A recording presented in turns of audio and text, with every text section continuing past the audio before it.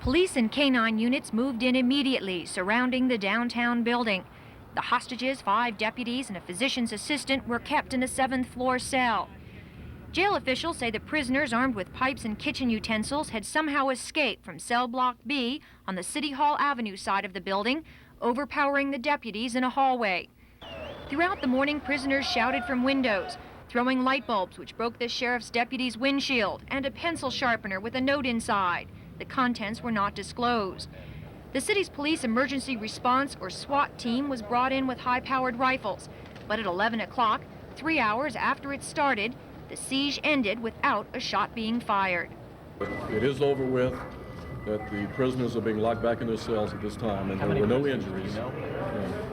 Afterwards, one of the hostages, physician's assistant Tony Harris, said an inmate held a screwdriver to his neck and threatened to kill him. They said that if their demands weren't met, that we probably wouldn't see our wives again. And so I took it for granted that they were planning on severe measures. At a news conference shortly after the siege ended, Sheriff Charles Levitt said the inmates, between 12 and 13 of them, were demanding a helicopter to take them away from the jail and a large amount of money. They gave up, he said, when officials threatened to call in heavily armed police officers. Well, we asked them to use good common sense and judgment, and we quoted to them the various sections of the law that dealt with their folly, the attempt of escape, the abduction, the damage of property, life. Levitt blamed the incident on overcrowded state facilities, where he said hardened criminals in his jail belong.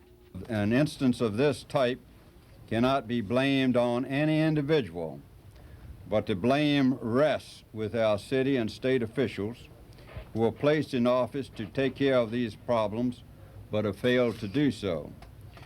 Further, until they act, situations of this type will become more frequent and more violent.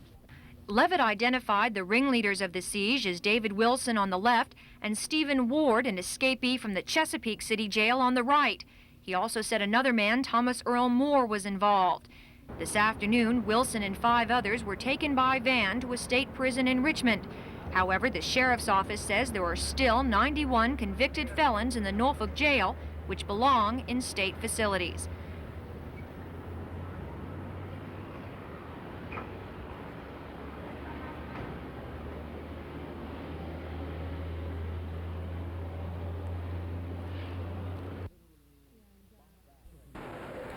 When maximum security inmates took over the 7th floor of the Norfolk jail yesterday, jail officials said they took 5 deputies and 1 medical assistant hostage. Today, police investigating the incident said a school teacher, a recreation worker, and 2 jail trustees were also held by the inmates. Their presence apparently missed in the confusion of the 3-hour siege. Police also said today that they know how the incident, apparently well planned, had started. One of the jail trustees was removing some cleaning equipment from cell block B on the 7th floor. And when he was leaving the cell block, one of the prisoners came up behind him and hid from the view of one of the deputy sheriffs. And then when the deputy sheriff was releasing the trustee through an outer door from the cell block, this man grabbed one of the deputy sheriffs and held him with a sharp object against his throat. Police say the deputy and trustee were pushed back into cell block B. Then the prisoner, David Wilson, released other inmates who stole keys from a guard stationed here. The prisoners rounded up the 8 other hostages, including 3 deputies, as they stepped off the elevator to give assistance. Sheriff Charles Levitt says it would have been more difficult for the inmates to take the floor if the jail was equipped with security devices he requested from the city last October. The Norfolk City Jail is a monstrosity of a building. It has many blind corners. We feel that with the proposals that we have previously made, and if it's carried through by the city, that these things that are happening will be reduced, not eliminated, but reduced. Surveillance cameras and monitors like these in the Portsmouth City Jail are some of the items Levitt has requested from the city. Assistant City Manager Ronald Massey says the requests are a high priority, but won't be considered for funding until this fall. Despite what Sheriff Levitt says are too many convicted felons in his jail and not enough security equipment, he says yesterday's hostage situation could not have happened without a mistake by someone on the jail staff. There's a missing link in the chain somewhere, he says, and I'm going to find it. Joan Gartland, Area 10 Eyewitness News, Norfolk.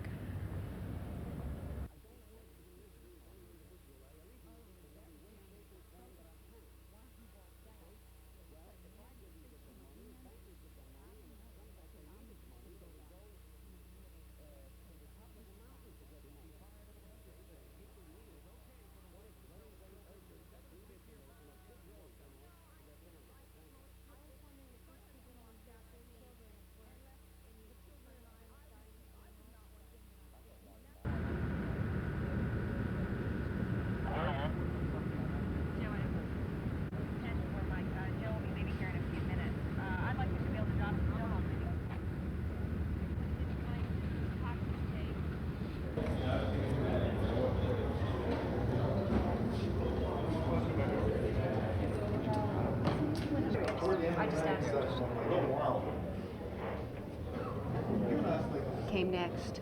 Yeah, yes, what happened?